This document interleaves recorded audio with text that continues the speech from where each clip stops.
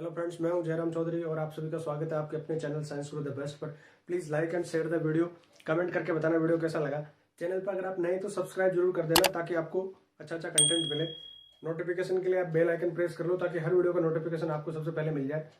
Class 10th biology chapter number 15 अवर environment second term में पूरा chapter हमको पढ़ना है। मैं पूरा चैप्टर इस वीडियो में आपके लिए लेकर आया हूँ जिसमें हम पूरा चैप्टर डिटेल से समझने वाले। अवर एनवायरमेंट में हम पढ़ेंगे biodegradable, non biodegradable waste, their impact on environment, ecosystem, food chain, food web, law of energy transfer, ozone layer depletion, यानी पूरा का पूरा कंप्लीट चैप्टर आपको इसमें मिलने वाला है। हर एक चीज अच्छे से बेसिक से आपको समझ में आ जाएगी। वीडियो को लास्ट तक देखना। तो चलो शुरू करते हैं। देखो, सबसे पहले इस चैप्टर में हमें दिया हुआ है वेस्ट के बारे में, ठीक है, कि what is the waste and specially biodegradable waste and non biodegradable waste and their impact on environment. ठीक है, तो इसको समझ लेते हैं। सबसे पहले देखो, बायोडिग्रेडेबल वेस्ट का मतलब है कि वो ऐसा वेस्ट जिसका डिकम्पोजिशन हो जाएगा, ठीक है, यानी जो गल जाएगा, सड़ जाएगा और जो एनवायरमेंट में पोल्यूशन कोज नहीं करेगा। ठीक है, जैसे मान लो कोई नेचुरल वेस्ट है, ठीक है, वेस्ट फ्रॉम प्लांट लीव्स है, ये जमीन में पड़ी रहेगी, बैक्टीरिया इसका डिकम्पोज करेंगे, ह्यूमस में कन्वर्ट हो जाएगी, इससे कोई पोल्यूशन कोज नहीं होगा। एनिमल वेस्ट है, ठीक है, गाय की गोबर है या इस तरह से कोई भी चीज है, प्लांट एनिमल वेस्ट है, ये डिकम्पोजेबल है, डिग्रेडेबल है, तो ये बायोडिग्रेडेबल है।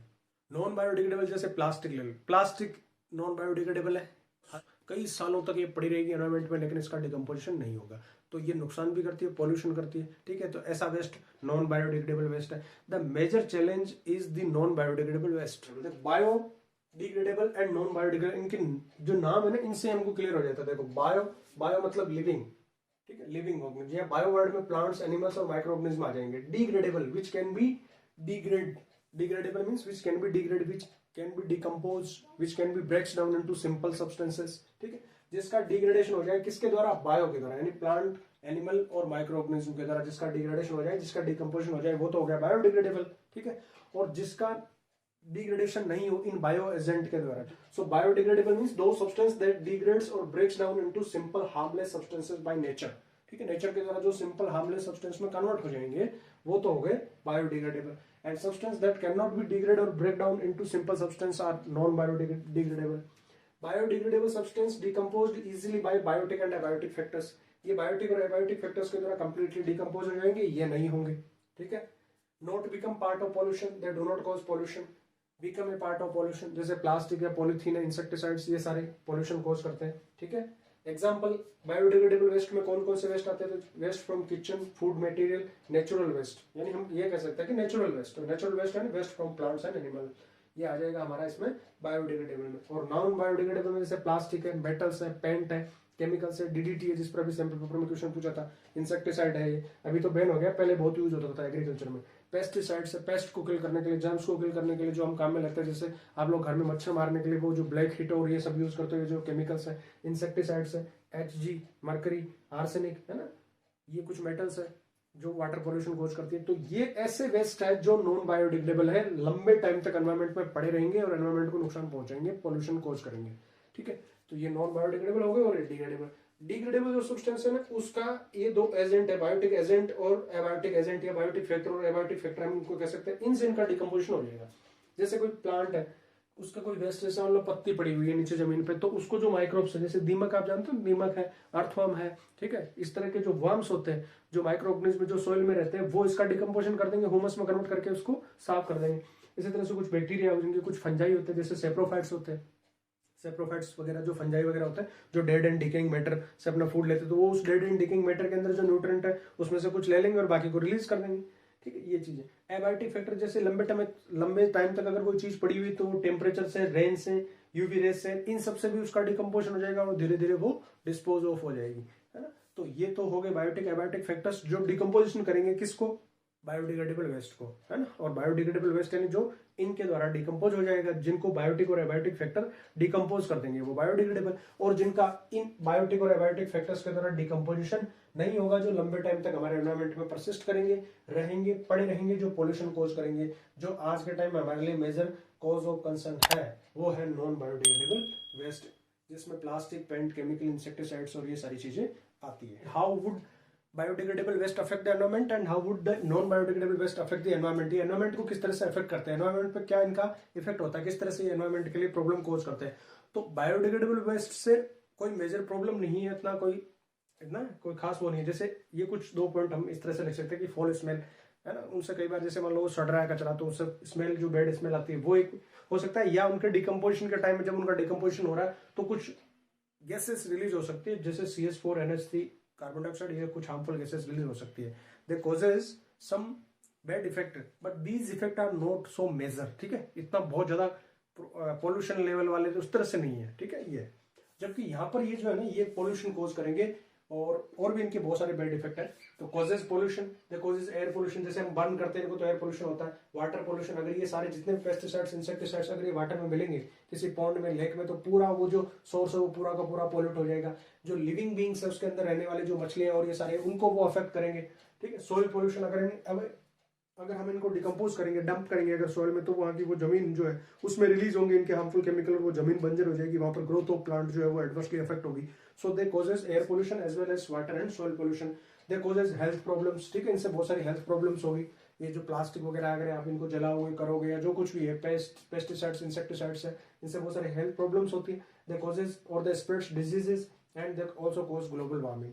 So these are the effects। Ecosystem को समझना है आपको। इकोसिस्टम क्या है? देखो, बायोस्फीयर का पार्ट है इकोसिस्टम। जैसे हमारी बॉडी की स्ट्रक्चर और फंक्शनल यूनिट सेल होती है, ठीक उसी तरह से बायोस्फीयर की जो स्ट्रक्चर और फंक्शनल यूनिट है ना वो इकोसिस्टम कहलाती है, ठीक है। जैसे आप यूं समझो कि इकोसिस्टम जो है ना, एक पॉन्ड एक इकोसिस्टम है, यानी इकोसिस्टम वह एरिया है जिसमें कुछ लिविंग और कुछ नॉन लिविंग कंपोनेंट रहेंगे, वो आपस में इंटरेक्शन करेंगे और एक सेल्फ सस्टेनिंग सिस्टम बनाएंगे। सेल्फ सस्टेनिंग सिस्टम का मतलब वो है कि जो अपने आप में जिंदा रहने में समर्थ है, which is capable to self sustain, which is capable to live, है ना, जिसको बाहर से कुछ भी जरूरत नहीं है, वो हो गया सेल्फ सस्टेनिंग सिस्टम। तो पॉन्ड एक सेल्फ सस्टेनिंग सिस्टम है, वहां की लाइफ जो है ना ऑटोमेटिक अपने तरीके से चलती रहती है। इसी तरह से फॉरेस्ट एक सेल्फ सस्टेनिंग सिस्टम है। फॉरेस्ट में आपको बाहर से कुछ भी सप्लाई करने की जरूरत नहीं है, फॉरेस्ट में फूड अवेलेबल है सभी के लिए, जितने भी लिविंग कंपोनेंट है उन सब के लिए, ठीक है। और वापस प्लांट वहां पर उगना करना, उनको सोइल से न्यूट्रिएंट मिलना, ये सारा सब सिस्टम चलता रहता है। तो जैसे फॉरेस्ट का एग्जाम्पल मैंने आपको दिया, तो फॉरेस्ट एक इकोसिस्टम क्यों है, सेल्फ सस्टेनिंग क्यों है? देखो, फॉरेस्ट में सनलाइट से जो प्रोड्यूसर्स है, जो ग्रीन प्लांट है, वो फूड प्रोड्यूस करेंगे, एनर्जी ट्रैप करके और अपना फूड प्रोड्यूस कर लिया। उस फूड से उनकी ग्रोथ भी हो रही है, हर्बीवर्स उन पर डिपेंड है, उनकी ग्रोथ हो रही है, हर्बीवर्स पे कार्निवर्स डिपेंड है, ओमनिवर्स डिपेंड है, सबकी ग्रोथ अच्छे से चल रही है। अब जैसे मान लो वहां पर इनकी डेथ हुई, प्रोड्यूसर की डेथ हुई या एनिमल्स की जो भी है डिकम्पोज, इनकी डेथ होने पर जो कंज्यूमर्स है ना, कार्निवर्स ओमनिवर्स जो कंज्यूमर्स है, उनकी डेथ हुई या प्रोड्यूसर यानी ग्रीन प्लांट की डेथ हुई, तो इनकी बॉडी जो मिक्स होगी सॉइल में। सॉइल के अंदर क्या है? डिकम्पोजर्स है। डिकम्पोजर्स क्या करेंगे? इनकी बॉडी से जो न्यूट्रिएंट है उन न्यूट्रिएंट को वापस सॉइल में मिक्स कर देंगे। भाई हमारी बॉडी के अंदर जो भी प्रोटीन है, कार्बोहाइड्रेट है, फैट है, उनको सिंपल कार्बन, हाइड्रोजन, नाइट्रोजन में, और जो मिनरल्स है हमारी बॉडी में, कैल्शियम, फास्फोरस, उन सब में तोड़ देंगे डिकम्पोजर्स, और वो मिनरल्स वापस किसमें मिक्स हो जाएंगे? सॉइल में। अब जब रेन होगी तो रेन वाटर में डिजोल्व होकर ये जो न्यूट्रिएंट है, यानी बायोजियो केमिकल्स भी साथ साथ हो रहे हैं, जो साइकिल्स है, नाइट्रोजन साइकिल है, कार्बन साइकिल है, ऑक्सीजन साइकिल है, वो भी साथ साथ चल रहे हैं। रेन से वो वाटर में डिजोल्व होंगे, जो न्यूट्रिएंट है वो फिर से मिल जाएंगे प्लांट को। प्लांट उन न्यूट्रिएंट को लेकर अपनी ग्रोथ करेंगे और वापस से फूड बनाएंगे। तो ये एक सेल्फ सस्टेनिंग है, चलता रहता है, ठीक है, बाहर से कुछ भी जरूरत नहीं है। तो ये सिस्टम इकोसिस्टम है, यानी ecosystem is a part of biosphere. यानी इकोसिस्टम क्या हो गया? Ecosystem is the structural and functional unit of biosphere. Biosphere की स्ट्रक्चर और फंक्शनल यूनिट है। बायोस्फीयर हम जानते हैं life supporting zone of the environment is biosphere, where lithosphere, hydrosphere and atmosphere all exist, ठीक है। A self-sustaining system where energy and matter are exchanged between living and non-living component is the ecosystem type। Natural ecosystem जैसे ये हो सकते हैं natural land ecosystem, forest and desert, जमीन पर होने वाले, पानी में होने वाले जैसे ओशन, लेक, पॉन्ड्स, ये इकोसिस्टम है। इसी तरह से artificial ecosystem, man made ecosystem, aquarium हमने बनाया जैसे गार्डन है, क्रॉप फील्ड है, ये इकोसिस्टम हो गए। कंपोनेंट इकोसिस्टम को मिलकर बनाने वाले कंपोनेंट तो लिविंग और नॉन लिविंग, यानी बायोटिक और एबायोटिक कंपोनेंट है। बायोटिक कंपोनेंट में ये तीन आ जाएंगे। जिंदा कौन कौन है? लिविंग कौन कौन है? प्लांट, एनिमल और माइक्रो ऑर्गेनिज्म, तो ये तो हो गए बायोटिक कंपोनेंट। और एबायोटिक कंपोनेंट कौन हो गए? बाकी जो है एनवायरमेंटल जो फैक्टर है वो सारे एबायोटिक कंपोनेंट हो जाएंगे। एयर है, वाटर है, टेम्परेचर है, सॉइल है, ये सारे एबायोटिक कंपोनेंट हो जाएंगे। दोनों आपस में इंटरेक्शन करेंगे और ये सिस्टम बनाएंगे जिसका नाम है इकोसिस्टम, ठीक। इकोसिस्टम के क्या क्या फंक्शन है? जैसे अभी हमने देखा ना, इकोसिस्टम जैसे पॉन्ड एक इकोसिस्टम है ना, डेजर्ट एक इकोसिस्टम है, फॉरेस्ट एक इकोसिस्टम है ना, लेक अपने आप में एक इकोसिस्टम है। तो देखो इकोसिस्टम क्या करेगा? Maintain balance among producer, consumer and decomposers, ठीक है। इकोसिस्टम के जो कंपोनेंट है, कुछ प्रोड्यूसर्स होंगे, ग्रीन प्लांट होंगे, जैसे कंज्यूमर्स होंगे, हर्बीवर्स, कार्निवर्स, ओमनिवर्स, और डिकम्पोजर्स होंगे जो इनके बीच में बैलेंस मेंटेन करने का काम करता है इकोसिस्टम, ठीक है। It provide environment for producer to trap sun's energy and provide food. ठीक है भाई, प्रोड्यूसर्स का यही तो काम होता है, टू ट्रैप सन्स एनर्जी, सन की एनर्जी को ट्रैप करना और फूड प्रोवाइड करना। ये काम किसका है? प्रोड्यूसर्स का, ग्रीन प्लांट्स का है। तो ग्रीन प्लांट्स को ऐसा एटमॉस्फेयर प्रोवाइड करना जिससे वो सन की एनर्जी को ट्रैप कर सके, ठीक है, और फूड प्रोड्यूस कर सके। ये कैसे संभव होगा? ये इकोसिस्टम में ही संभव होगा। अगर इकोसिस्टम नहीं होगा, ठीक है, मतलब वो कंडीशंस नहीं मिलेगी जहां पर बेटर तरीके से प्लांट जो है ना वो ग्रो हो सकता है, जहां पर उनको एयर मिल सके, जहां से वो CO2 ले सके, कार्बन डाइऑक्साइड ले सके, जहां से वो सन की एनर्जी को ट्रैप कर सके, है ना। जैसे सॉइल नहीं मिलेगी तो प्लांट ग्रो ही कैसे होगा?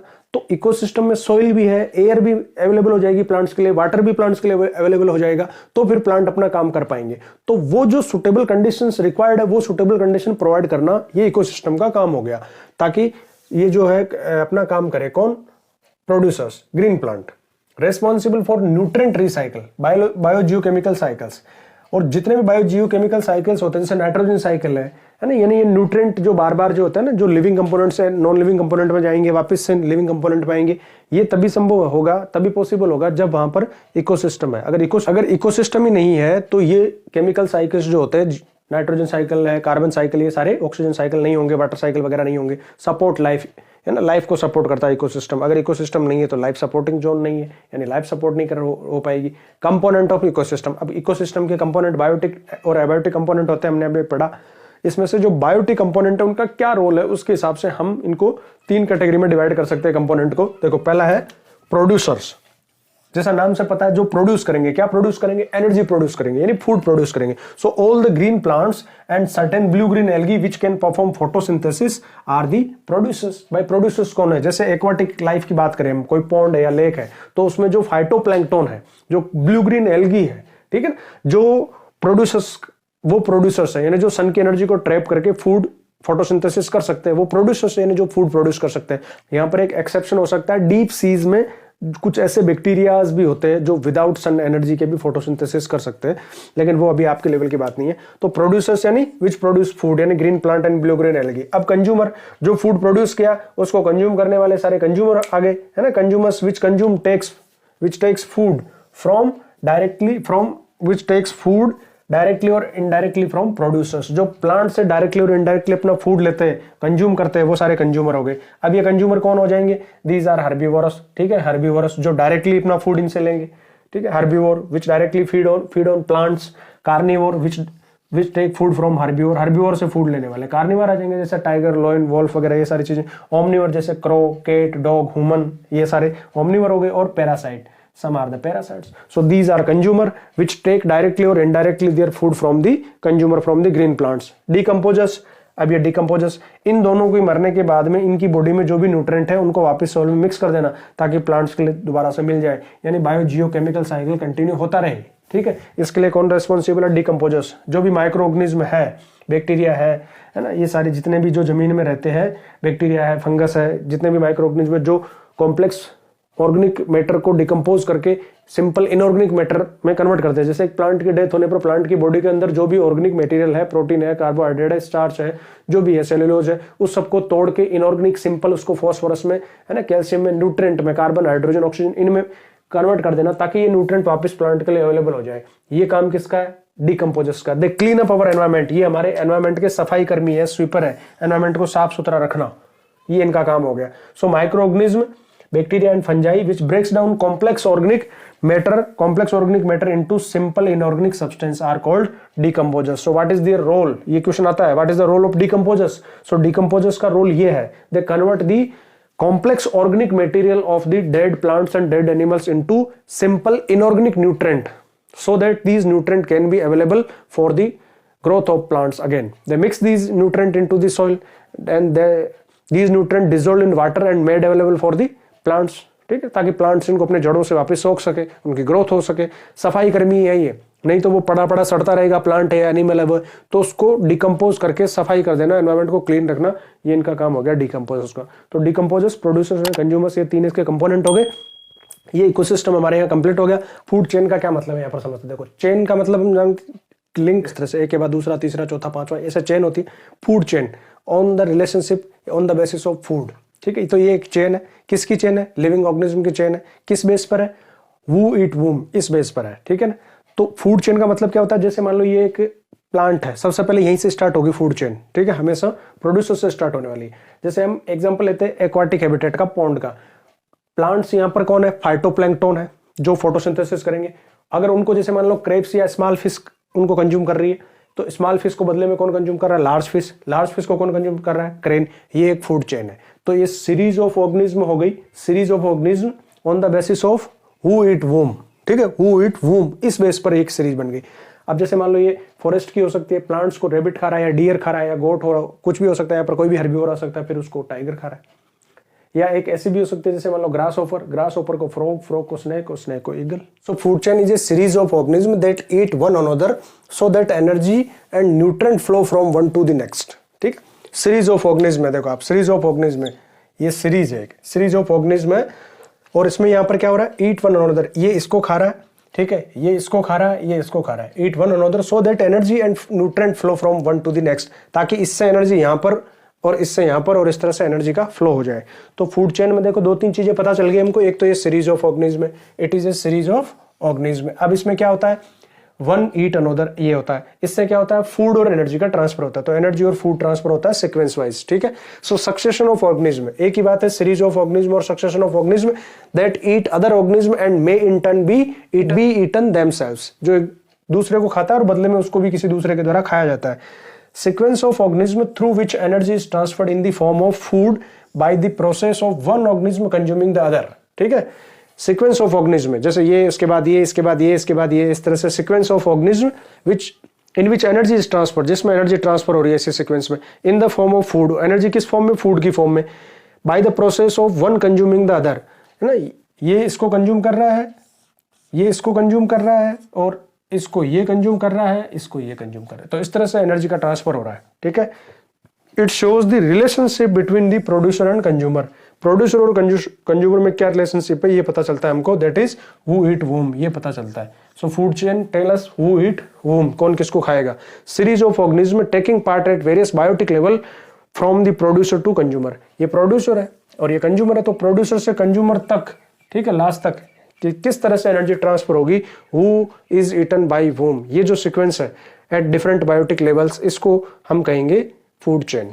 तो ये फूड चेन है, सीरीज है, एनर्जी ट्रांसफर होता है in the form of food, एक दूसरे, one is eaten by the other को समझते हैं। ट्रॉपिक लेवल्स क्या होते हैं, पहले डेफिनेशन की बात कर लेते हैं, फिर मैं आपको समझाता हूँ ये होते क्या। देखो, ए लेवल और position in a food chain और food web occupied by a group of organisms, ठीक है। एक लेवल है या एक पोजीशन है, किसमें, फूड चेन में या फूड वेब में। फूड वेब की बात अभी हम करेंगे। Occupied by a group of organism, ठीक है, a group of organisms within an ecosystem which occupy the same level in a food chain, ठीक है। यानी एक ग्रुप ऑफ ऑर्गेनिज्म जो किसी इकोसिस्टम में, किसी फूड चेन में एक ही लेवल पे आते हैं, सारे के सारे वो जो है, which occupy the same level, ठीक है, एक लेवल पर आएंगे। ईच स्टेप और level of the food chain where transfer of food energy takes place from a trophic level, ठीक है। देखो, ये डेफिनेशन बुक की डेफिनेशन है और इससे एकदम क्लियर हो रहा है सारा चीजें। ईच स्टेप और level of the food chain, जैसे मैंने एक फूड चेन ये आपके सामने बनाई है, ठीक है। ये फूड चेन है, सबसे पहले प्रोड्यूसर आएंगे, फ्लोर, ठीक है, बटरफ्लाई को कंज्यूम कर रहा है, फ्रॉग, फ्रॉग को स्नेक, और स्नेक को ईगल, ये है। यहाँ पर हर एक जो लेवल है, हर एक जो स्टेप है, इसमें जैसे 1 2 3 4 5 है ना, 5 स्टेप्स है। तो ये फर्स्ट स्टेप हो गया, तो ये एक ट्रॉपिक लेवल है, ये अलग ट्रॉपिक लेवल है, सेकंड ट्रॉपिक लेवल कह सकते हैं हम इसको, ये थर्ड ट्रॉपिक लेवल, ये फोर्थ ट्रॉपिक लेवल, ये फिफ्थ ट्रॉपिक लेवल। तो जैसे यहाँ पर ये जो लेवल है ना बटरफ्लाई, तो यहाँ पर जितने भी बटरफ्लाईज है या जो ग्रुप ऑफ ऑर्गेनिजम्स होंगे, ठीक है, वो मिलकर एक ट्रॉपिक लेवल बनाएंगे। ईच स्टेप और level of the food chain where transfer of food energy takes place from a trophic level, ठीक है। जहां पर ट्रांसफर ऑफ एनर्जी या ट्रांसफर ऑफ फूड होता है वो एक ट्रॉपिक लेवल बनेगा। जैसे ये ट्रॉपिक लेवल है, ये एक ट्रॉपिक लेवल है, क्योंकि यहां से यहां के बीच में एनर्जी ट्रांसफर हो रहा है, फिर यहां से यहां एनर्जी ट्रांसफर होगा, फूड ट्रांसफर होगा, तो ये एक ट्रॉपिक लेवल हो गया, ये अलग ट्रॉपिक लेवल हो गया, ये अलग ट्रॉपिक लेवल हो गया। तो ट्रॉपिक लेवल का मतलब क्या है, तो ट्रॉपिक लेवल का मतलब है ईच स्टेप्स, ठीक है, ईच स्टेप और लेवल, है ना, ईच स्टेप और level of the food chain eight which energy is transferred, जहां पर एनर्जी ट्रांसफर हो रहा है, तो वो हो गया हमारा ट्रॉपिक लेवल। अब देखो, इसको ये डायग्राम से इसको समझने की कोशिश करते हैं। देखो, ये जो ट्रॉपिक लेवल है ना, तो ट्रॉपिक लेवल हमेशा प्रोड्यूसर से स्टार्ट होगा, ग्रीन प्लांट से स्टार्ट होगा, फिर उसके बाद में प्राइमरी कंज्यूमर, ठीक है, फिर उसके बाद सेकेंडरी कंज्यूमर, फिर टर्सरी कंज्यूमर, और किसी किसी फूड चेन में अगर वो लंबी है, ज़्यादातर फूड चेन 3 या 4 स्टेप तक की होती है। क्यों होती है उसका अभी आपको बताएंगे। या फिर यहाँ पर क्वार्टरली भी आ सकते हैं, क्वार्टरली कंज्यूमर्स भी आ सकते हैं। तो ये प्रोड्यूसर, कंज्यूमर, प्राइमरी, सेकेंडरी और टर्सरी, ये इस तरह से कंज्यूमर्स हो सकते हैं। देखो सबसे पहले ट्रॉपिक लेवल फेस्ट पे हमेशा ग्रीन प्लांट या ब्लू ग्रीन एल्गी होंगे, हमेशा प्रोड्यूसर होंगे। Trophic level fest will be always producer, क्योंकि कोई भी फूड चेन जो है ना वो प्रोड्यूसर से स्टार्ट होती है। उसके बाद सेकंड ट्रॉपिक लेवल पर हर्बीवोर या प्राइमरी कंज्यूमर, ये सारे कंज्यूमर होंगे, और सबसे फर्स्ट लेवल पर होंगे प्रोड्यूसर। तो उसके बाद ये कंज्यूमर, प्राइमरी कंज्यूमर या हर्बीवर्स। फिर जो है ना सेकंड लेवल पे सेकेंडरी कंज्यूमर या लिटिल कार्निवर, छोटे जो कार्निवर है वो। और थर्ड लेवल पे ट्रॉपिक लेवल थर्ड या फोर्थ पे लार्ज कार्निवर, है ना, ये टर्सरी कंज्यूमर्स आ जाएंगे। तो इस तरह से ये ट्रॉपिक लेवल्स बनेंगे। अब देखो इसमें थोड़ा सा आपको एक चीज बताता हूं कि जैसे हम प्रोड्यूसर से टर्सरी कंज्यूमर्स की तरफ जाएंगे, ऊपर की तरफ अगर हम बढ़ेंगे तो नंबर ऑफ जो ऑर्गेनिज्म है, नंबर ऑफ ऑर्गेनिजम्स हमेशा डिक्रीज होंगे, यानी बायोमास हमेशा डिक्रीज होगा। बायोमास का मतलब है कि मास available at a trophic level, किसी ट्रॉपिक लेवल पर कितना मास अवेलेबल है। ठीक है, तो सबसे ज्यादा नंबर्स किसके होंगे यहाँ पर? प्रोड्यूसर्स के होंगे, प्लांट्स के होंगे। फिर प्लांट्स को खाने वाले, जैसे मान लो हम बात करते हैं हर्बीवोरस की, रेबिट की, इनका बायोमास यानी इनकी बॉडी के अंदर जो मास है वो प्लांट जितना नहीं होगा, प्लांट से काफी कम होगा। फिर हर्बीवोर पे जो डिपेंड करने वाले कार्निवोर है उनका नंबर्स और उनके बायोमास और कम होगा। जैसे मान लो हर्बीवोर्स है, रेबिट, डियर, काऊ वगैरह, ये सारे इनको खाने वाले जो कार्निवोर्स है, टाइगर, लोयन, ये इनके नंबर्स कम होंगे, इनका बायोमास कम होगा। तो अगर हम नीचे से ऊपर की तरफ जाएंगे, यानी हम प्रोड्यूसर से अगर हम टॉप कंज्यूमर्स की तरफ जाएंगे तो बायोमास डिक्रीज होने लगेगा, नंबर ऑफ ऑर्गेनिजम्स जो है वो डिक्रीज हो जाएंगे। सबसे ज्यादा नंबर ऑफ ऑर्गेनिजम्स किसके होंगे? प्रोड्यूसर्स के होंगे। ठीक है भाई, सबसे ज्यादा प्रोड्यूसर्स होंगे तभी तो फूड आगे के लेवल के लिए अवेलेबल रहेगा। अगर प्रोड्यूसर्स के नंबर सबसे कम होंगे तो ऊपर वाले कैसे जिंदा रहेंगे? वो इसी फूड पे तो अवेलेबल है जो प्रोड्यूसर्स बना रहे हैं उनके लिए। तो प्रोड्यूसर्स के नंबर सबसे ज्यादा है तभी तो ऊपर वो सर्वाइव करवा रहे हैं। अगर प्रोड्यूसर्स के नंबर ही कम होंगे, जैसे मान लो किसी एक फॉरेस्ट में पूरे में एक ही अगर पेड़ है, तो फिर वहाँ हर्बीवोर्स के नंबर ऑटोमेटिक कम हो जाएंगे। हर्बीवोर्स के नंबर कम हो जाएंगे तो कार्निवोर्स को फूड नहीं मिलेगा, उनके नंबर्स कम हो जाएंगे। तो नंबर्स हमेशा ऊपर की तरफ नीचे से, यानी प्रोड्यूसर से टॉप कंज्यूमर्स की तरफ हम जाएंगे तो नंबर्स ऑफ ऑर्गेनिज्म जो है वो डिक्रीज होते जाएंगे, बायोमास डिक्रीज होता जाएगा। अब देखो थोड़ा सा यहाँ पर हम इसको समझ लेते हैं। देखो प्रोड्यूसर्स का रोल जो है ना, इसको समझ लेते हैं। एनर्जी ट्रांसफर जो है ना वो यूनिडायरेक्शनल होता है, अभी हम पढ़ेंगे उसके बारे में। यानी एनर्जी या फूड जो ट्रांसफर होगा ना वो हमेशा इसी डायरेक्शन में होगा। ठीक है, प्रोड्यूसर से primary consumer, then secondary consumer, then tertiary consumer. Producers का यहाँ पर जो रोल है ना वो सबसे इंपॉर्टेंट रोल है, because producers are the green plant and green plant trap the solar energy, they convert the solar energy into the usable forms, है ना। सोलर एनर्जी को ट्रैप करना, फोटोसिंथेसिस करना और उस एनर्जी को केमिकल एनर्जी में कन्वर्ट करना, एक ऐसी फॉर्म ऑफ एनर्जी में कन्वर्ट करना जहां से वो बाकी सारे जितने भी लिविंग ऑर्गेनिज्म उन सब के लिए अवेलेबल हो जाए, वो उसको कंज्यूम कर सके। हम लोग सीधा सोलर एनर्जी को कंज्यूम नहीं कर सकते, जितने भी जो कंज्यूमर्स है वो नहीं कर सकते, केवल प्रोड्यूसर्स के पास ये कैपेसिटी है। तो प्रोड्यूसर्स का सबसे इंपॉर्टेंट रोल है किसी भी इकोसिस्टम में। सो प्रोड्यूसर का रोल क्या हो गया? They trap the solar energy and convert into chemical energy, and energy is made available by the producers to the next levels, to the next consumers. इनका सबसे इंपॉर्टेंट रोल है। अब जो एनर्जी ट्रांसफर होगा producer से consumers की तरफ, जो एनर्जी ट्रांसफर होगा ये हमेशा यूनिडायरेक्शनली होता है। ठीक है, यानी प्रोड्यूसर से कंज्यूमर्स की तरफ ही जाएगी, कंज्यूमर से वापस प्रोड्यूसर में नहीं आ सकती। जो एनर्जी रेबिट या डियर के पास में चली गई वो एनर्जी क्या वापस प्लांट के पास आएगी? नहीं आएगी। प्लांट ने जो सोलर एनर्जी ट्रैप कर ली, क्या प्लांट से फोटोसिंथेसिस में जो ट्रैप हो चुकी एनर्जी वो वापस सन को जा सकती है? नहीं। तो यूनिडायरेक्शनली होता है ये हमेशा।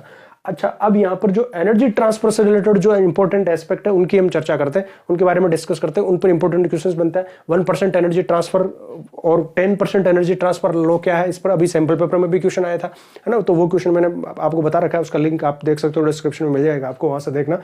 इंपॉर्टेंट चैप्टर बनता है ये, अभी सैंपल पेपर के हिसाब से देखे ना तो 2 क्वेश्चन आए थे। छोटा सा चैप्टर, आप अच्छे से इसको तैयार कर लो, इसमें से 1 या 2 क्वेश्चन आराम से बनेंगे तो आपके जो है ना कम से कम 4 नंबर या 5 नंबर का ये चैप्टर हो सकता है ना। 4-5 नंबर आपके आराम से यहाँ से तैयार हो जाएंगे। तो आप energy transfer in food chain, loss of energy takes place at every trophic level, at every level, at every steps. ठीक है, when one form of energy is converted into another form of energy, a huge amount of energy is lost in environment in the forms which we cannot get back.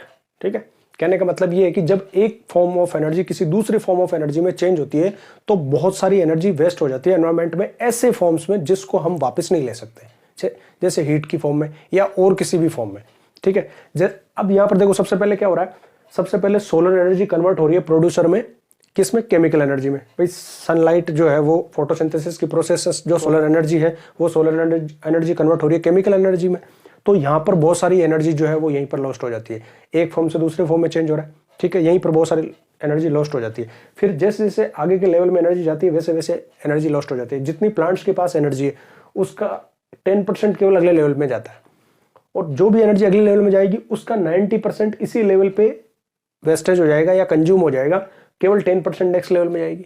और फिर यहाँ पर जितनी energy होगी उसका 10% next level में जाएगी, केवल 90% एनर्जी जो है वो यहीं पर कंज्यूम हो जाएगी या वेस्ट हो जाएगी।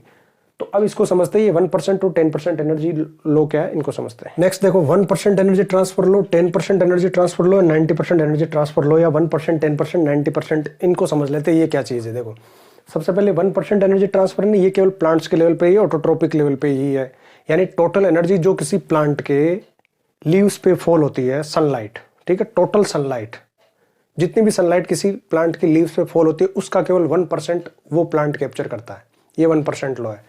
1% क्या है, 1% energy transfer low, it only 1% of the total solar energy which fall on the leaves of a plant is captured and converted to chemical energy, or we can say converted into food energy. This is the 1% energy transfer law. Total energy which fall on the plant leaves, out of that total energy only 1% of that energy converted into food energy or chemical energy by that plant. यानी किसी plant की leaf पे जितनी भी solar light गिरती है, जो energy सन की उसके ऊपर फॉल होती है, उसका केवल 1% वो प्लांट कन्वर्ट कर पाता है फूड एनर्जी में, केमिकल एनर्जी में। दिस इज द 1% लो। अब 10% लो क्या है वो देख लो। 10% एनर्जी ट्रांसफर लो ये है कि ओनली 10% एनर्जी, और we can say only 10% of food और 10% of organic matter available at a trophic level reaches to the next trophic level. किसी ट्रॉपिक लेवल के पास में, किसी ट्रॉपिक लेवल पर जितना फूड या एनर्जी अवेलेबल है उसका केवल 10% नेक्स्ट लेवल को जाता है। Only 10% energy is transfer from one trophic level to the next trophic level. इससे ज़्यादा हो ही नहीं सकता, इससे ज़्यादा अवेलेबल ही नहीं है, यानी वो इतना ही फूड अवेलेबल है, इतनी एनर्जी अवेलेबल है जो नेक्स्ट लेवल में जा सकती है, इससे ज़्यादा नहीं। जैसे एक प्लांट जितनी एनर्जी, जो 1% वो एनर्जी गिरी थी, मान लो वो उसके पास 1000 जूल थी, तो 1000 जूल में से 900 जूल तो वो अपने एनवायरमेंट में लॉस्ट हो जाएगी या उसके खुद के काम में आ जाएगी, उसके ग्रोथ में, उसके रिप्रोडक्शन में, उसी में काम आ जाएगी। Only 10% is available for us, या 10% अवेलेबल है हर्बीवोर्स के लिए जो उसको कंज्यूम करेंगे। अब मान लो उस हर्बीवोर्स के पास में जितनी भी एनर्जी है, जितनी भी उसने कंज्यूम करी है, उसका केवल 10% उसको खाने वाले कार्निवर को जाएगी। यानी जैसे मान लो यहाँ पर एक हम ले लेते हैं एग्जाम्पल रेबिट का, ठीक है, तो रेबिट के पास जो भी एनर्जी है ना, उसका 10% केवल आगे नेक्स्ट लेवल को, जैसे उसको टाइगर खा रहा है तो टाइगर को 10% एनर्जी जाएगी। 90% एनर्जी जो रेबिट ने ली है प्लांट से, उसका 90% तो वो अपनी ग्रोथ, अपने रिप्रोडक्शन में, अपने डाइजेशन में और एनवायरमेंट में हीट की फॉर्म में लॉस्ट कर देगा। So only 10% energy out of total energy of a trophic level will be available to transfer to the next level. Total energy किसी ट्रॉपिक लेवल के पास जितनी भी है उसका 10% ही अवेलेबल है नेक्स्ट ट्रॉपिक लेवल में ट्रांसफर के लिए, ये है 10% लो, ठीक है। और 90% लो ये है कि 90% एनर्जी जो भी किसी ट्रॉपिक लेवल में या किसी ऑर्गेनिज्म के पास में है वो वेस्ट हो जाती है, लॉस्ट हो जाती है। कैसे, किस किस फॉर्म में होती है, तो उसको देखते देखो। Most of the energy lost in environment as heat, जो भी एनर्जी है वो जितनी ये 90% जो वेस्टेज हो रही है, कंज्यूम हो रही है, उसमें से ज़्यादातर जो है ना एटमॉस्फेयर में हीट की फॉर्म में लॉस्ट होती है। Some amount goes into digestion and doing work and some used to growth and reproduction. तो 90% एनर्जी तो यहीं पर कंज्यूम हो जाएगी, ओनली 10% ही अवेलेबल है to transfer to the next level, ये है। अब इसको अगर हम यहाँ समझे, देखो सबसे पहले प्रोड्यूसर है, मान लो जो 1% एनर्जी उसने कन्वर्ट करी थी, टोटल सन एनर्जी जो उसकी पत्तियों के ऊपर गिरी, किसी पेड़ की पत्तियों पे गिरी, किसी प्लांट की लीफ पर टोटल एनर्जी जो गिरी, उसका 1% जो उसने कन्वर्ट किया फूड में, वो मान लो 1000 जूल है। सपोज दिस इज 1000 जूल, तब इस 1000 जूल का 90% तो ये प्लांट अपनी ग्रोथ, अपने प्रोडक्शन में और हीट की फॉर्म में एनवायरमेंट में लॉस्ट कर देगा। 900 जूल, 90% यानी 900 जूल, तो ओनली 100 दैट इज 10%, है ना। 1000 का 10% है जो अगले लेवल में जाएगी। मान लो यहाँ पर अगर बटरफ्लाई को हम लेते हैं सेकंड लेवल पे, तो इनमें आएगी। अब यहाँ पर जितनी भी एनर्जी आई है, 100 जूल जो आई, उस 100 जूल में से 90 जूल एनर्जी तो ये बटरफ्लाई अब हीट की फॉर्म में लॉस्ट कर देगी, इसके रिप्रोडक्शन में, इसके डाइजेशन में और इन सब चीज़ों में चली जाएगी। ओनली 10% जो कि 100 का 10% होता है 10 जूल, 10 जूल और 10 joule energy is made available to transfer to the next level. So 10% energy will transfer to the next level. Suppose the next level is the frog, तो यहाँ पर 10 जूल एनर्जी आएगी। अब उस 10 जूल का 90% यानी 9 joule तो यहाँ पर ही खर्च हो जाएगी, कंज्यूम हो जाएगी, या रिप्रोडक्शन में या ग्रोथ में और इन सब चीज़ों में, या हीट की फॉर्म में। और 1 जूल 10% हुआ यहाँ पर 1 जूल, तो 1 जूल इस नेक्स्ट लेवल में जाएगी, स्नेक के पास आएगी। अब देखो यहाँ आते आते है ना, देखो 1 2 3 लेवल के बाद में यहाँ आते आते एनर्जी कितनी कम होगी, बहुत कम एनर्जी हो गई। इसीलिए किसी फूड चेन में 3 या 4 स्टेप ही होते हैं, उसके बाद में आगे नहीं होती है। 3 या 4 ट्रॉफिक लेवल ही होते हैं, मैक्सिमम 5, इससे ज़्यादा नहीं होते, क्योंकि 4 या 5 ट्रॉफिक लेवल के बाद में एनर्जी जो नेक्स्ट लेवल के लिए अवेलेबल हो सकती है वो बहुत कम हो जाती है। इसलिए किसी फूड चेन में 3 या 4 स्टेप ही होते हैं। Why food chain generally consist of only 3 और 4 स्टेप, और वी कैन से 3 और 4 ट्रॉफिक लेवल। किसी फूड चेन में 3 या 4 इतने ही ट्रॉफिक लेवल होते हैं, उसके बाद में ज़्यादा नहीं होते, मैक्सिमम 5, उससे ज़्यादा होते ही नहीं है, बहुत कम होते हैं। ठीक है, जैसे मान लो एक फूड चेन है प्लांट, रेबिट, टाइगर, उसके बाद में नहीं है, खत्म है। ठीक है, या जैसे मान लो कोई हम एक्वाटिक फूड चेन भी ले तो उसमें भी 4 स्टेप होंगे, जैसे मान लो फाइटोप्लैंक्टन ना, फिर small fishes, large fishes, crane, इस तरह से। या जैसे मान लो कोई फ्लावर है, फ्लावर के ऊपर फिर जैसे ग्रास ऊपर, फिर फ्रॉग, फिर स्नेक और फिर ईगल, 5 स्टेप लास्ट हो सकते हैं। इससे लंबी चेन नहीं होती। तो क्यों नहीं होती? तो उसका रीजन यही है, 10% energy transfer law. According to 10% energy transfer law, that is only 10% energy is available और transfer from one trophic level to the next. ठीक है भाई, एक ट्रॉपिक लेवल से नेक्स्ट ट्रॉपिक लेवल पर जो एनर्जी ट्रांसफर हो सकती है वो केवल 10% है उस ट्रॉपिक लेवल की, प्रीवियस वाले की। The loss of energy at each step at each trophic level of a food chain is so great that very little energy remains after 4 step. That's why there are only 3 or 4 steps or trophic level in a food chain. जैसे अगर हम ये calculation देखें, या producer मान लो plant के पास 1000 joule energy है, तो उसका 10% नेक्स्ट लेवल में यानी हर्बीवोर में केवल 100 जूल जाएगी। हर्बीवोरस से कार्निवोरस में, जैसे यहाँ टाइगर में, रेबिट से कितनी एनर्जी जाएगी अगर इस लॉ के अकॉर्डिंग देखें तो 10 जूल। और यहां से अब अगर आगे कोई लेवल है तो कितनी एनर्जी अवेलेबल है? 10% रूल के according only 1 joule. 1 joule energy देखो कितनी कम हो गई एनर्जी, यहाँ 1000 थी, 1000 थी। अब ये 1000 की जगह आप 1 लाख कर लो या 1 करोड़ कर लो, कुछ भी कर लो, लेकिन आप कंपेरेटिवली देखो 1000 से 1 जूल हो गई चौथे स्टेप में। भाई चौथे स्टेप में 1000 जूल से 1 जूल हो गई, है ना। तो 4 स्टेप बाद में कितनी 1000 टाइम्स डिक्रीज हो गई, तो बहुत कम रह जाती है एनर्जी 4 स्टेप के बाद में। इसलिए किसी फूड चेन में 3 या 4 स्टेप ही होते हैं, उससे ज्यादा पॉसिबल नहीं है। Next is greatest number of organism is at producer level. Greatest number of organism जो होते हैं वो प्रोड्यूसर लेवल पर सबसे ज्यादा होते हैं। Number of individuals at lower trophic level are generally greater. ठीक है, क्योंकि देखो 10% एनर्जी लो के अकॉर्डिंग सबसे ज्यादा नंबर्स इन्हीं के होंगे, तभी तो ज्यादा एनर्जी अवेलेबल रहेगी इनके लिए। अगर इनके नंबर सबसे कम रहेंगे तो जो एनर्जी अवेलेबल होगी नेक्स्ट लेवल के लिए वो बहुत कम हो जाएगी, तो इनके नंबर ज्यादा रहेंगे ही नहीं, है ना। तो इनके नंबर सबसे ज्यादा होते हैं, प्रोड्यूसर्स के नंबर सबसे ज्यादा होते हैं, जनरली ऐसा ही होता है। ठीक है, जब बायोमास में बहुत ज्यादा डिफरेंस होता है तब यहां पर नंबर ज्यादा हो सकते हैं। जैसे अगर हम एक एग्जांपल ले ट्री का, जैसे मान लो एक पेड़ है ना, और उस ट्री के ऊपर बहुत सारे बर्ड्स हैं, ठीक है, तो फिर यहाँ पर नंबर ऑफ बर्ड्स बहुत ज्यादा हो जाएंगे, नंबर ऑफ ट्री प्रोड्यूसर 1 ही हो जाएगा, लेकिन नंबर ऑफ बर्ड्स बहुत ज्यादा हो जाएंगे जो उस पर डिपेंड कर रहे हैं। लेकिन अगर बायोमास निकालेंगे ना तो पेड़ का बायोमास बहुत ज्यादा है, उसके पास जो फूड अवेलेबल है वो जितना बर्ड्स के पास बायोमास है उससे कई गुना ज्यादा है। ठीक है, तो ये ऐसे 1-2 एक्सेप्शनल केस हो सकते हैं, बाकी तो नंबर ऑफ प्रोड्यूसर्स ही सबसे ज्यादा होंगे। यानी ऊपर के लेवल में जैसे जैसे जाएंगे numbers of organism, number of individuals decrease होते जाएंगे, क्योंकि अवेलेबल एनर्जी जो नेक्स्ट लेवल के लिए वो कम होती जाएगी। तो जितनी एनर्जी कम होती जाएगी उतनी उनके नंबर्स कम हो जाएंगे। आप देखो किसी फॉरेस्ट में सबसे ज्यादा क्या होता है, घास और पेड़ पौधे, ग्रासेस एंड प्लांट्स। ठीक है, उसके बाद में हर्बिवोर्स ज्यादा, शेर और चीता, टाइगर, बाघ कितने होते हैं? बहुत कम होते हैं, थोड़े ही होते हैं। कार्निवर कम ही होते हैं, टॉप कार्निवर और कम होते हैं। ठीक है, इनके बहुत ज्यादा अगर नंबर नहीं हो सकते, क्योंकि अगर ये नंबर ज्यादा हो जाएंगे तो इनके लिए अवेलेबल फूड कम पड़ जाएगा वहां पर। ठीक है, अगर इनके नंबर बहुत ज्यादा हो जाएंगे इनसे ज्यादा, तो ये खत्म हो जाएंगे। भाई इनके हार्बिवर्स के जो इन पर डिपेंड है, इनके नंबर बहुत ज्यादा इंक्रीज हो गए तो ये खत्म हो जाएंगे सारे, तो फिर इनको भी खत्म होना पड़ेगा जब फूड अवेलेबल नहीं रहेगा। ये खत्म हो जाएंगे तो ये भी खत्म हो जाएंगे। इसलिए जनरली नंबर्स ऑफ प्रोड्यूसर्स सबसे ज्यादा होते हैं। लोअर ट्रॉपिक लेवल पर नंबर्स हमको सबसे ज्यादा मिलेंगे, because energy available at this level is more than this level. Next is food web. देखो फूड वेब क्या है, इसको समझ लेते हैं।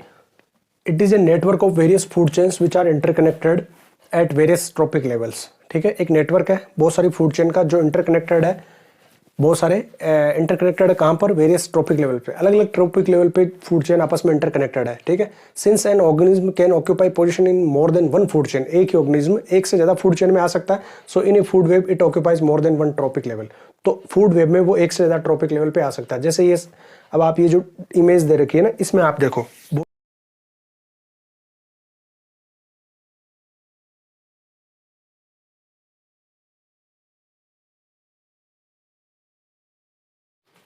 ठीक है, बहुत सारी फूड चेन है, जैसे ये 3-4 फूड चेन आपको देख रहे हो। तो इनमें आप देखो, जैसे एक ऑर्गेनिज्म जो है ना वो एक से ज़्यादा दूसरे ऑर्गेनिज्म के द्वारा खाया जा सकता है। One organism can be eaten by 2 or 3 other organism and these organism can also be eaten by 2 or 3 different organism. So food chain is not a single or straight chain. बहुत सारी branches है food chain में, बहुत सारी branches है अलग अलग trophic level पे। तो इस तरह से ये एक जाल बनता है, एक वेब बनता है जिसको हम फूड वेब कहेंगे। जैसे मान लो प्रोड्यूसर है ग्रास, ग्रास को अगर ग्रास पे जो डिपेंड है, जैसे मान लो वो है रेट, ठीक है, चूहे। अब रेट को जो है ना स्नेक भी खा सकता है, रेट को केट भी खा सकती है, और रेट को डॉग भी कंज्यूम कर सकता है, और रेट को ईगल भी कंज्यूम कर सकता है। तो 3-4 अलग अलग है जो कंज्यूम कर रहे हैं। इसी तरह से केट को डॉग भी कंज्यूम कर सकता है, केट को जो है फॉक्स या वॉल्फ भी कंज्यूम कर सकता है, उस केट को टाइगर भी कंज्यूम कर सकता है। तो इस तरह से स्ट्रेट चेंज ना होके हर लेवल पर अलग अलग ब्रांचेज है। तो इस तरह से ये जो नेटवर्क बनेगा, इस नेटवर्क को हम कहेंगे फूड वेब, है ना। It is a network of various food chains, network of various food chains which are interconnected at various trophic level. So these interconnected food chains forms a food web. Next topic is biomagnification. Biological magnification और biomagnification, ये क्या होता है? देखो इस पर अभी ना सैंपल पेपर में भी एक क्वेश्चन आया था। The process by which the harmful and toxic substances enter the food chain and get concentrated in the body of living organism at each trophic level of a food chain. ठीक है, percentage या हम कह सकते हैं कि concentration, percentage और concentration of harmful chemical progressively increases at each trophic level. The process by which harmful and toxic substances enter the food chain, यानी वह प्रोसेस जिससे टॉक्सिक और हार्मफुल सब्सटेंस फूड चेन में इंटर कर जाते हैं। ठीक है, इंटर करना, और उसके बाद में क्या होगा?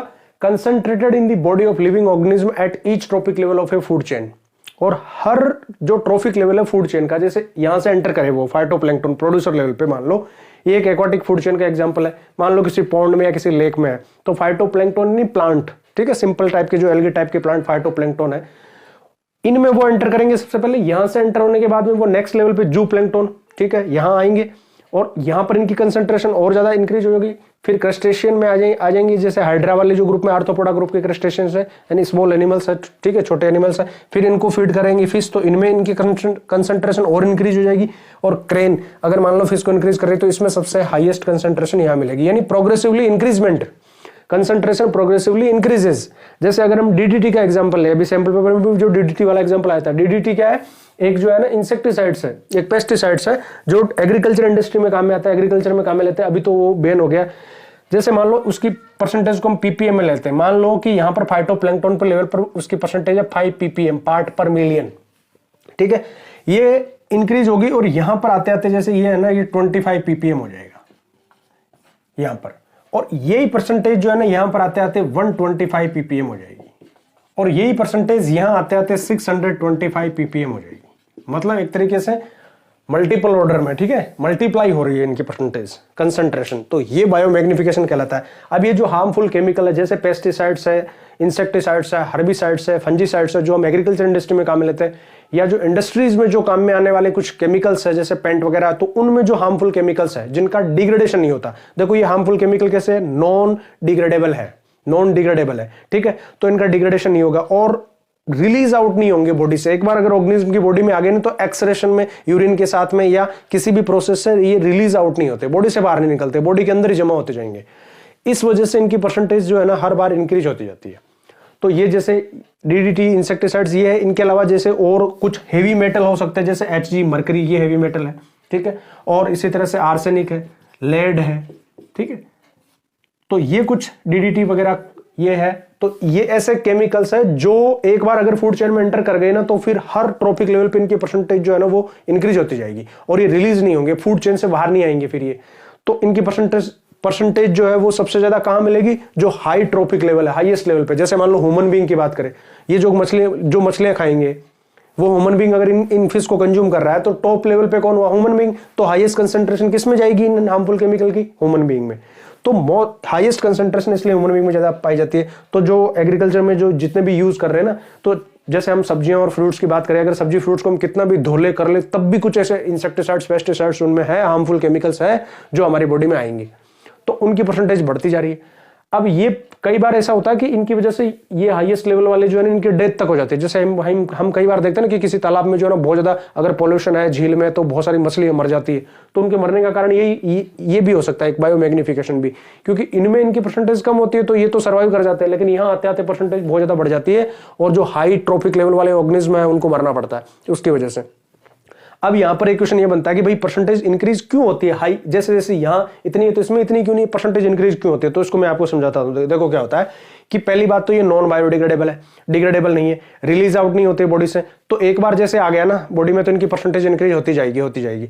अब जैसे मैं आपको एग्जांपल बताता हूं, जैसे ये फाइटोप्लैंक्टन है, ये उस पानी में सबसे पहले जैसे मान लो वो डीडीटी जो था वो एग्रीकल्चर में किसी खेत में काम में आया, वहां से वो वाश आउट होके पानी के साथ में उस झील में या तालाब में आ गया पानी के साथ में, ठीक है, उसकी ये परसेंटेज है पानी में। अब देखो पानी में भी दिनों दिन जैसे जैसे और मान लो आ रहा है उसकी परसेंटेज बढ़ती जाएगी, और ये इतना परसेंटेज मान लो 5 ppm इसकी बॉडी में है। अब ये केवल वो पानी ले रहा है जो कंटामिनेटेड है, लेकिन ये जो जू प्लैंक्टन है ये वो पानी भी ले रहा है जो कंटामिनेटेड है जिसमें 5 ppm ऑलरेडी डीडीटी है, साथ में ये जो फूड ले रहा है फाइटोप्लैंक्टन इसकी बॉडी में से भी इसमें आ रहा है 5 ppm, मान लो 5 ppm इससे आ रहा है, 5 ppm इससे आ रहा है, तो 10 ppm हो गया या 25 ppm जो जितना भी होता है वो उतना हो गया, तो इसमें परसेंटेज ज्यादा होगी जू प्लैंक्टन में। अब जू प्लैंक्टन को क्रस्टेशिया कंज्यूम कर रहा है, तो क्रस्टेशिया वो फूड ले रहा है जिसमें ऑलरेडी 10 ppm या 25 ppm डीडीटी है। अब ये वाटर कंज्यूम करेगा जहां उस सराउंडिंग में है वो, तो उस वाटर में से 5 ppm उसमें और आ रहा है, तो इस तरह से इसमें और ज्यादा हो जाएगी। अब फिश ऐसा फूड कंज्यूम कर रही है जिसमें ऑलरेडी 125 ppm डीडीटी है, साथ में पानी भी लेगी वो वहां से सराउंडिंग से, तो उसमें भी है, तो इस तरह से इसमें और ज्यादा हो जाएगी। अब इसमें और ज्यादा होगी, ये वो पानी भी पी रहा है कॉन्टामिनेटेड, ये वो फूड ले रहा है जिसमें इतना ppm है ना 625 ppm, तो इसमें सबसे ज्यादा परसेंटेज मिलेगी। इस तरह से इनकी परसेंटेज बढ़ती जाएगी, क्योंकि एक बार आ गया तो ये ना तो डिग्रेड होता है, ना रिलीज आउट होता है, ना एक्सक्रेशन से रिलीज होता है, ना रेस्पिरेशन से किसी भी तरीके से, तो इनकी परसेंटेज जो है ना वो हाईएस्ट लेवल तक बढ़ती जाती है और सबसे ज्यादा परसेंटेज यहां पर होती है। इसलिए ह्यूमन बीइंग जो टॉप लेवल में आता है उसमें इसकी परसेंटेज सबसे ज्यादा होती है, तो ये फिनोमेना कहलाता है बायोमैग्निफिकेशन, ठीक है। So biomagnification is the process by which harmful, toxic and non degradable, non-releasable substance or chemicals enter in the food chain and get accumulated progressively at each trophic level, and their highest concentration is found at the highest top level or highest trophic levels, ठीक है। so highest percentage is found in human being, ये इसका एक reason. अब इसमें दो topic है, एक तो है ओजोन लेयर, इस चैप्टर में ओजोन लेयर पर जो भी क्वेश्चन बन सकता है ना सारा मैंने आपको एक सैंपल पेपर वाले क्वेश्चन में जो वीडियो है ना उसमें मैंने आपको पूरा बता रखा है, तो आपको वो लिंक मिल जाएगा, वीडियो को डिस्क्रिप्शन में भी लिंक है, ऊपर आई बटन में भी उसका लिंक है, आपसे वो वीडियो देखो, आप लोग वो वीडियो देखो। Ozone layer depletion, how ozone is formed, how ozone is getting depleted, what is the role of ozone, ठीक है, और ओजोन का डिप्लीशन सीएफसीज कैसे करता है, उनकी केमिकल रिएक्शन क्या होती है वो भी मैंने बता रखा है, सारा चीजें मैंने डिटेल में एक्सप्लेन कर रखी है, उस वीडियो को देखो आप, जो जिसका डिस्क्रिप्शन में लिंक है, आपको पूरा वहां से डिटेल में समझ में आ जाएगा,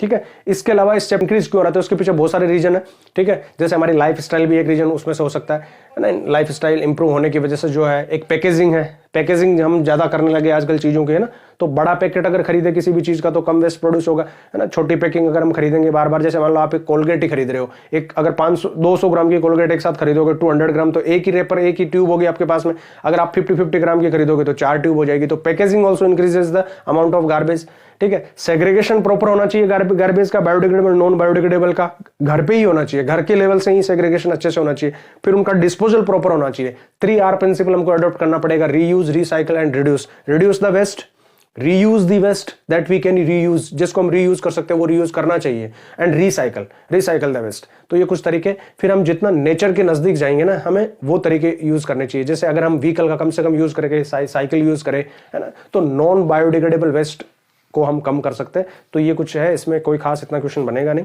तो अब ये चैप्टर यहीं आपका खत्म हो गया, मैंने हर एक चीज को डिटेल में समझा दिया। अगर आपने वीडियो यहां तक देखा तो लाइक तो बनता है, सब्सक्राइब करना है, अपने फ्रेंड्स के साथ में शेयर करना है प्लीज। नेक्स्ट वीडियो में मैं लेके आ रहा हूं इसकी एक्सरसाइज, एक छोटा सा वीडियो इसकी एक्सरसाइज पे और बना रहा हूं मैं, जिसमें ये सारे क्वेश्चन एक्सरसाइज वाले जो मैं आपको करवा दूंगा।